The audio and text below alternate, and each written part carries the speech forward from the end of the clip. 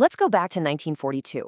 You're an American pilot in the Pacific, and every time you take off, you're facing a ghost, an enemy fighter that seems almost supernatural. It can turn on a dime, climb like a rocket, and basically dance circles around you. Victory? It feels completely impossible. But what if I told you that the secret to breaking this invincible machine wasn't some brilliant new weapon? What if it all came down to a single, fatal mistake made by a 19-year-old kid over a remote, fog-covered island? Well, this is that story. It's the story of how one crash, one incredible piece of luck, created an absolute legend. So that's the big question, right? How does a simple mistake, a single downed plane, lead to one of the most dominant killing machines in the history of air combat? We're going to unravel that whole thing. We're going to see how a fighter that was, for all intents and purposes, nearly perfect, was completely undone, not by brute force, but by a little bit of luck and a whole lot of smarts. This isn't just about a plane. It's about how a captured piece of technology became the literal blueprint for its own destruction. Okay, so to really get why the end of this story is so incredible, you have to understand just how bad things were at the beginning. And in early 1942, the problem had a name: the Mitsubishi A6M0. For American pilots, this thing wasn't just a plane, it was an absolute nightmare. It owned the skies. I mean, just let that quote sink in for a second. Imagine you're a fighter pilot. You are the elite, the best of the best, and the official military doctrine, your orders, are to turn tail and run. It's humiliating. It tells you everything you need to know about the fear and the respect that the Zero commanded. Trying to fight it in a classic turning dogfight, well, that was basically a death sentence. This wasn't just a tactical problem for the US military. It was a crisis of morale. How do you win a war when your best tactic is to flee? So what made the Zero so unbeatable? Well, it really boils down to two completely different ways of thinking about how to build a fighter plane. The American F4F Hellcat? It was a flying tank.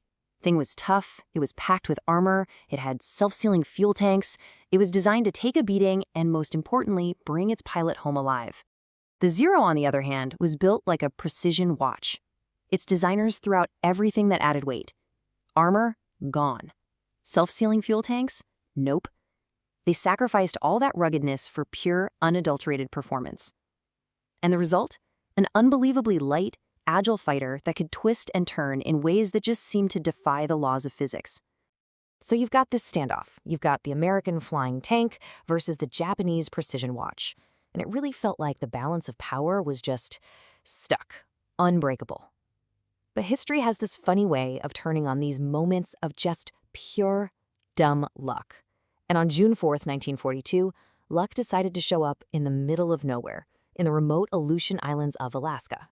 And what's wild is that on the exact same day that the US Navy was turning the entire tide of the war at the Battle of Midway, this other, smaller drama was playing out thousands of miles away. A 19-year-old pilot, Tadayoshi Koga, is on a pretty routine mission. But then, a single .50 caliber bullet from the ground changes world history. It slices his oil line. He knows his engine is about to seize. He's got minutes, maybe less. Looking down, he spots what looks like a perfect, flat, grassy field on a tiny island called Akutan, an ideal spot for an emergency landing. But it's an illusion. It's a trap. That beautiful green field is actually a bog, a marsh. The second his wheels touch down, they dig into the soft earth, and his lightweight Zero flips over, violently, killing him instantly. And right here, this is where the human element just completely changes the game. Koga's two wingmen are circling above him. Their orders could not have been more clear. If a Zero goes down, you destroy it. No matter what, you cannot let it fall into enemy hands. But they look down, and the plane is almost pristine. It's just upside down. And the thought must have hit them. What if Koga's still alive in there, trapped? How could they fire on their friend? And in that moment of hesitation, that moment of mercy, they made a decision. They flew away. And they handed the United States the single most important piece of intelligence of the entire Pacific War. So for 5 long weeks, this priceless secret, this almost perfectly intact Zero, just sat there, upside down in an Alaskan bog, hidden by the fog. The story of what happens next is just this incredible race against time, a story of pure ingenuity and, you guessed it, a little more luck. First, chance strikes again. A US Navy patrol plane gets lost in the thick Alaskan fog, takes a shortcut over Akutan Island he wasn't supposed to take, and a crewman just happens to glance down and spot the iconic red circles, the meatballs, on the wings. A total fluke. Then comes the absolutely brutal work of trying to pull a delicate, lightweight airplane out of a swamp in one of the harshest environments on Earth. Finally, after weeks of grueling work, it gets to San Diego. And there, teams start working literally 24/7. You have to feel the urgency here. Every single day that plane was being repaired was another day that American pilots were dying because they simply didn't know the enemy's secrets. And this is where we meet our hero, Lieutenant Commander Eddie Sanders. He's a seasoned test pilot, and he gets tapped for what has to be the most nerve-wracking flight of his entire life. His job is to climb into the cockpit of an enemy plane with all the instruments labeled in Japanese and figure out how to fly it and then how to beat it. The fate of the air war might literally depend on what he finds. I mean, no pressure, right? And almost immediately, Sanders discovers that the Zero isn't a ghost. It's not magic. It has an Achilles heel. In fact, it has two of them. The first is a direct result of that lightweight design. Once the Zero gets going over about 200 knots, the controls get incredibly stiff. It's like trying to turn a car that's lost its power steering. And for some reason, it was especially bad when trying to roll to the right.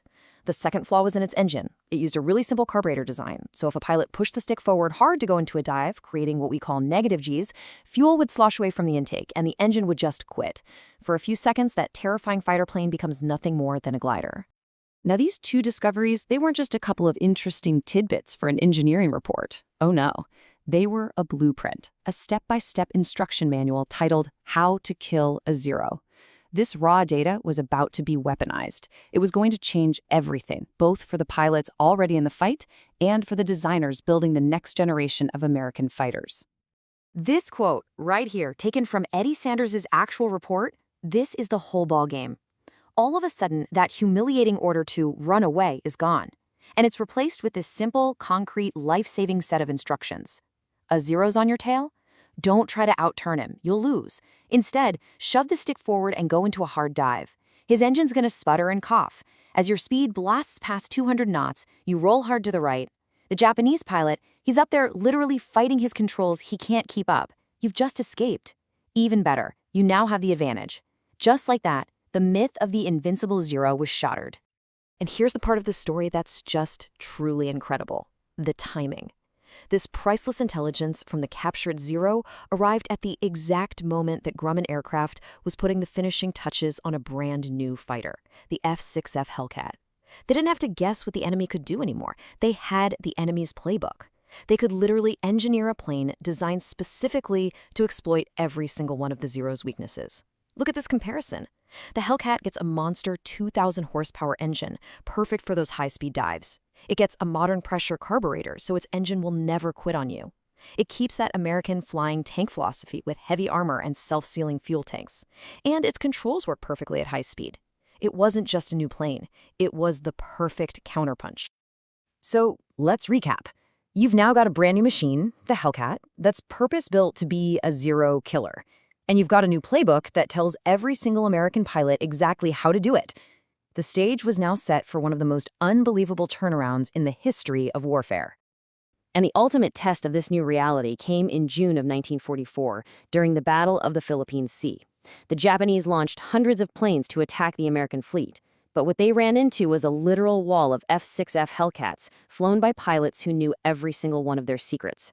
The result was so completely one-sided that it's not even remembered as a battle. It's called the Great Marianas Turkey Shoot. In basically a single day, Japanese naval aviation was, for all intents and purposes, wiped off the map. The numbers really tell a story of just brutal, cold efficiency. Over the entire war, Hellcat pilots racked up over 5,000 confirmed aerial kills. 5,000. In return, only 270 Hellcats were lost in air-to-air combat. This wasn't just winning. This was total and complete annihilation. And it all boils down to one final, absolutely staggering number. 19-1. Just let that sit there for a minute. 19-1.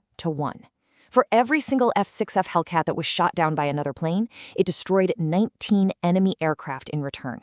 That is the best kill ratio of any American fighter plane ever. And you can trace all of it, all of that dominance, all the way back to a single pilot's mistake on a foggy day, a moment of compassion from his wingmen, and the brilliant work that turned that intelligence into a weapon. So when you look back at all of this, the true lesson is pretty clear. America didn't win the air war because they built a better version of the Zero. They won because they built a perfect answer to the Zero. They didn't try to match its strengths, they ruthlessly exploited its weaknesses. They understood their opponent so deeply that they could control the fight, every single time. It proves that victory isn't always about who's strongest, it's about who's smartest. It's about turning what you know into a decisive advantage. And that's why this story from so long ago is still so important for us right now. Because look, we all face challenges in our lives that seem invincible, right? Competitors or problems that seem to have every single advantage. But the story of the Akutan Zero is the ultimate reminder that nothing is perfect. Every system, every opponent, every single problem has a hidden flaw. A high-speed roll it can't handle, a negative G-dive that makes it stall. And the real key isn't trying to match its strengths head-on. It's about finding that one crucial weakness and hitting it with everything you've got. That's the real blueprint for victory.